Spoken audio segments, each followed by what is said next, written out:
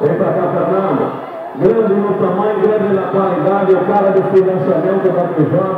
Alô, galera, PJ domingo, vou estar aqui, né? Eu até liguei PJ domingo para lembrar o grande feirão, dia 14, a gente vai pra lá, hein? Eu vou pra lá. Fica à vontade no microfone para falar. Então, primeiramente, obrigado pela oportunidade. Eu sei o quanto esse programa tem audiência aqui em Pernambuco. E queria convidar você, porque o brasileiro ele tem duas paixões, né, Cacau? É mulher e carro. E eu estou aqui para falar do carro. Fala do carro! Então nós vamos ter um feirão se iniciar no dia 14 agora. No dia 14, às 8 horas da manhã, vai ter uma feijoada. Nós temos para mais de 120 carros, tá, Cacau?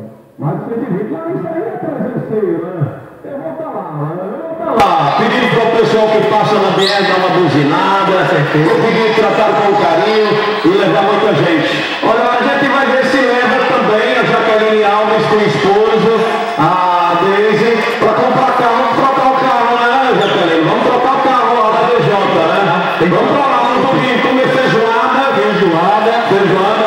Tem carro, já tem de 2015? A partir do ano 2000, para aquela pessoa que quer seu primeiro carrinho, 2000 até 2015. 2015, já tem na DJ. É uma loja fantástica, né? Nós também fechamos uma parceria com o Santander, com o Bradesco, com a BG Financeira e a Caixa Econômica Federal. E quando se fala financiamento, a gente fala para Fernando, né? O cara, 60 meses não é brincadeira não, hein? 60 meses para pagar, só ele pé quem quer. E é a menor taxa do mercado, não é isso? Com certeza, cara. Com certeza. Eu estou pegando, pensar por ali o Carlos, ele disse, Alves, eu sempre falo de corretor, mas ele disse que é consultor de vendas, Tá ali,